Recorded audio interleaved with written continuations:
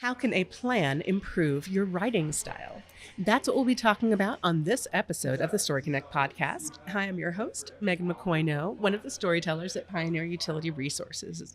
And I am joined by the delightful Christina Sawyer. She's the internal communication specialist at Mount Wheeler Power in Nevada, and someone that I have been friends with for, just a few decades. Now, we go way back, and I have always loved the way that you approach stories. And we had a great conversation yesterday. We are here in Whitefish, Montana at the NWPPA Northwest Innovations in Communications Conference. And we had a conversation that I wanted to share here. So thank you so much for joining me today. Absolutely. Thank you for inviting me. Now, Christina, you've been using Ruralite magazine to help tell stories for a long time. About 20 years now. Yeah. Yes. And this year you did something a little different. Talk to me about how you decided to use the new tool everyone's talking about, not so new anymore, artificial intelligence, to help make your writing better. So for decades now, my original editor was Mike Teagarden. Oh, we love Mike. I loved Mike. And he tried diligently to convince me to come up with a plan every single year. Planning. To start developing stories very early on. And of course, as a co-op, communicator, I wear many, many hats, and finding the time to schedule out my year's worth of stories was completely impossible. And I would tell him that year after year. I was very much a fly by the seat of my pants story writer. Sure.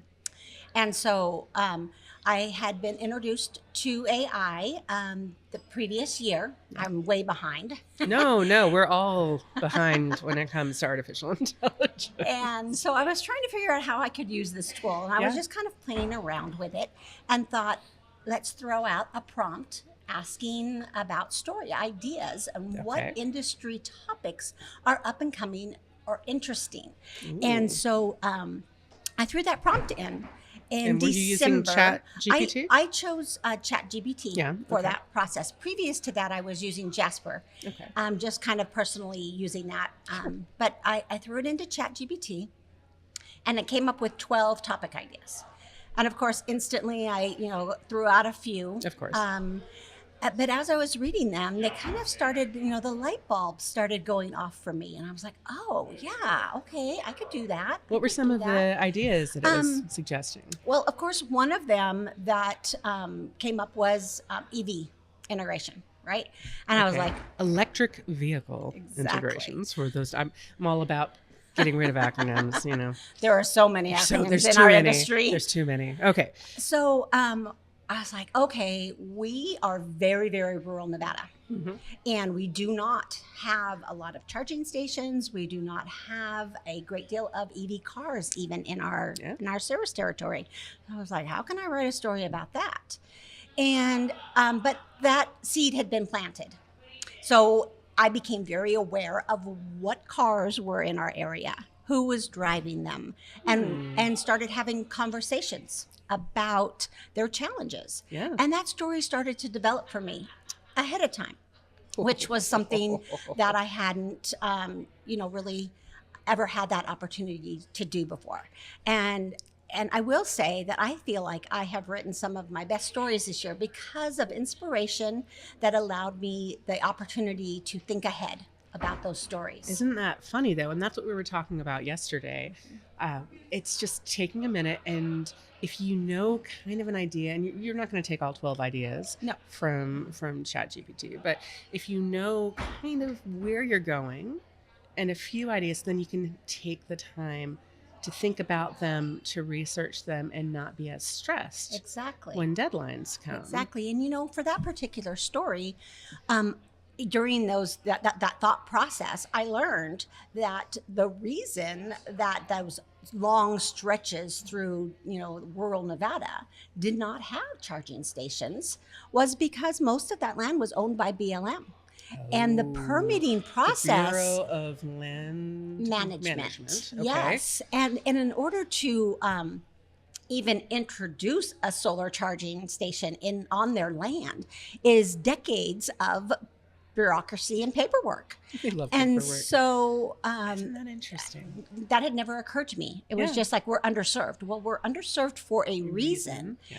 And so that was a deep part of that story that no one had ever talked about before. So I was really pleased with having that aspect.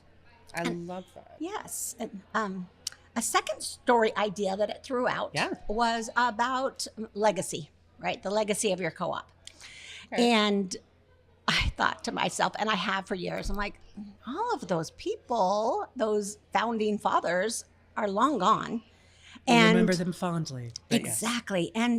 But their families have bits and pieces of their story, but it's really difficult to write a feature story about bits and pieces that a family may or may not remember correctly. So normally I would have completely dismissed that story idea. Sure. And ironically, we had selected 4 students to attend our youth leadership camp that year. Okay. And the last name of one of our students was Baker, which we have a substation named after a founding member of Mount Wheeler Power, the Baker substation. And so I started putting the dots together and talking to this young man. Early, at least 15, maybe 20 years ago, Ruralite helped me reproduce a book that was written called Let There Be Light. Yeah. And it was written by Jeanette Griggs. She wrote our history, our story. Oh, lovely. And during a conversation traveling to and from these youth events, talking to Matthew Baker, it was his great-grandmother. Oh. And so that conversation led to a fantastic story. And it wasn't so much the legacy of Mount Wheeler Power, but it's the future. But his legacy. Yeah. Absolutely. And so he was able to share with me stories. His actual grandfather was one of the founding members, sitting around the dining room table, sharing those stories. And he wants to become, he's off to college now, and he wants to become an electrical engineer and bring nuclear energy to space, right? That's so the fun. Story became full circle, and it was talking, and we provided a scholarship to him, and he is now the Nevada representative for NREA Youth Conference. It just really developed into a beautiful story that I had every other year just completely dismissed as an option. So I was glad that, again, seed was planted. Look at it a little bit differently. I love that so much, Christina. It's just so cool. So one of the things that we talked about is you're thinking ahead, you're doing more research, and you mentioned electric vehicle charging, which in the infrastructure, which is something a lot of folks talk about. We all approach legacy storytelling in our own ways because we have different roots in our communities. But some of the other story ideas that you had have become stories you have researched and written and then been able to share. Absolutely. And I thought that was really interesting. You said, and I doubt you a little bit because I have known you and have seen your writing for a while, but you said you saw your writing shift. So not just the types of stories that you're finding, but your writing started to become stronger and more people are asking to use your stories, which is something that Pioneer does through Ruralite magazine, where we have so many different editions and we choose writing to spotlight that we think other folks might enjoy and might be able to use. Mm-hmm. We call it our share package, and that goes out to folks that use Ruralite, our members. And you said something interesting yesterday. You said, I started seeing my work in the share package. It's funny because when I first was introduced to the share package, I was always looking for people I knew. Yeah. I was looking for you. I was looking for Teresa Phillips. I was looking for Nikki Dunn. Yeah, in Florida. Yes, in Florida. I was looking for their names because I had met them at conferences previously, and they were, I'd met them through networking and great colleagues and mentors for me. So I was looking for their work, and I was getting inspired by their work. And all of a sudden, I would, I'm very eager to see the share package and get it. Yeah. I open it up, and I'm like, oh, oh, it's me. It's me. Yay. And those same colleagues, Teresa was sending me text messages. Hey, I saw you in the share package. And I love that. That was such a thrill for me. It's such a acknowledgement of my work and an acknowledgement of success for me. Yeah. And it's very personal.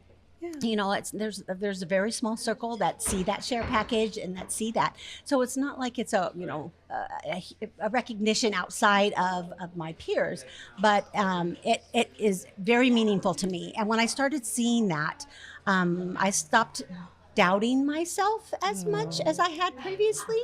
I started having those moments where, okay, maybe I do know what I'm doing.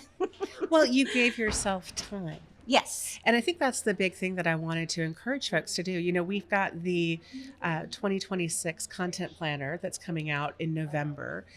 And the entire focus of that is to give yourself time, whether you're using a tool like AI or you're just getting the calendar out and looking and jotting out what key messages you want to get out next year. And when you can kind of share that, just taking that step to take the guesswork out of your storytelling and to have an idea of where you're going instead of sitting in neutral on the highway wondering. And then going, the light's been green for 20 minutes, right? I need to get this story in. My editors are looking at me. You put the gas down and then you run into a tree. Exactly. So, few little key things, right? Sure. There was a prompt that, or a suggestion from AI that said, what about summer activities? And so that prompted me clear back in February to create some social media post asking people, what does the end of summer look like for you? And gave them plenty of time to respond to those questions. Rather than me, I got a deadline in, 2 days. Who can tell me what's going on this summer, right? Help. Instead, I had those months leading up to that. Again, a story about space heater safety. We all write them. We write them, every single year. But such a joy to write. But one of the AI, prompts that popped up for me was February is Burn Awareness Month. Oh, and so, hey, let's put this safety. Let's combine those two, and let's write it for February instead of any other time during the year. It's a perfect opportunity to tie it into something else. I love that. Things like that I had never had the opportunity to do before because, again, like I said, I am a one-man show. Everything was deadline driven. One woman show. Huzzah. Sorry. No. Absolutely, driven by deadline. Yeah. And it's been very relaxing for me. I like that. To be able to share those stories in a calm and planned scenario. And I keep thinking back, I'm like, Mike was right. And I hope he doesn't hear me say that. No. Because I was going to send him this episode. Because exactly what he had always said, he knew. He was forecasting that for me, plan. And it's a simple thing, but giving yourself time and using tools as they're developing now to plan more effectively. Right. It's a game changer. And I found AI to be really useful as far as an outline. Because a lot of times those story ideas are planted. Mm-hmm. And then you're like, okay, where do I begin? Where do I end? Who do I want to interview? And putting that prompt into an AI program, I was able to kind of get an outline. Oh, yes, I should do some interviews. And these are the people I should interview. Great idea. Oh, I didn't think about that angle. Sure. That was very interesting. Let's go that direction. So all of those, that new tool that everybody's either afraid of or doesn't want to overuse, because I think it's a really slippery slope when you're talking about writing stories using AI. And that's not what you're talking about. That's not what I'm talking about. No. I'm talking about inspiration, ideas, outlines. I'm talking about opportunities to open up my mind to the things that are important in the industry, because keeping track of all of the new technologies and the new, everything that's going on in our industry is a lot. It's a lot. Yeah. So getting a little help where you can. Absolutely. It's a beautiful thing. Absolutely. I love it. Well, I could talk to you, and we did yesterday. We talked for a long time about this all day. But let's just wrap this up with a little inspiration for folks. If another communicator wants to kind of ease their blank page stress, if they are stuck on the highway in neutral, not sure where to go, right? And they want to strengthen their writing and allow themselves time to strengthen their writing and not be rushed, how should they start? I think right now, September is an awesome month to start prepping for next year. I know obviously our deadlines are all coming up on the end of the year. Yeah, we so are. Right now is an ideal time, and it's all about a really strong prompt. You need to ask the right questions without being leading. Yeah. So my prompts were I write feature stories of 800 plus words that really promote our community. So did you give it examples of feature stories that you've already published in Ruralite? I did not, but I was more vague there, just because I wanted a broad selection of ideas, and I didn't want to guide it too much. So I left it pretty broad. I want a feature story. This is how long I'm thinking that I want. Can you share with me 12 ideas? Did you specify the audience? Yes, I did.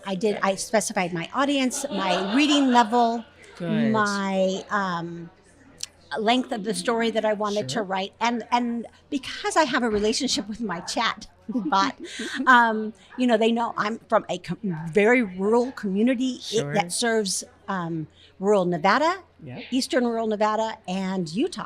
And so it knew that kind of information. And I said, give me 12 prompts. I got those 12 prompts. I read through them quickly. I dismissed some.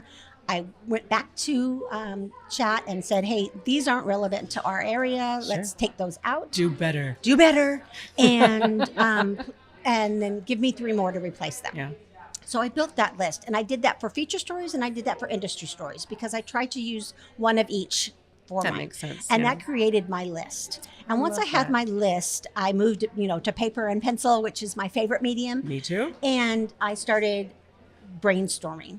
And then that gave me an opportunity to start developing stories. Now, I often went back to chat after that list was created. And I'd go back and say, okay, I'm really liking this topic. Let's create an outline together. And where do I start? What are suggestions? Who should I be interviewing for this type of story? And got some ideas there that led me, on my second attempt to get those stories. But that kickstart was everything for me this year. And I've just been so much more relaxed. I think my editor, Nina, who is awesome and never yells at me, but I think the yelling was with love. Always with love and passion. Yes. Get that story to me. But I think that, I know she appreciates my early submissions. Yeah. And I say that now, but I do not have November's in yet. They're written, but don't panic, Nina. It's okay. But it's going to be fine. They are... everybody's feeling more relaxed, I think, because of this process. Planning does that. Planning is a beautiful, beautiful thing. Well, thank you for sharing your planning process and your prompts with Utility Pioneers. She is Christina Sawyer at Mount Wheeler Power, and I'm your host, Megan McCoy-No at Pioneer Utility Resources. And until we talk again, keep telling your story. Story Connect is produced by Pioneer Utility Resources, a communications cooperative that is built to share your story. Story Connect is engineered by Lucas Smith of Lucky Sound Studio.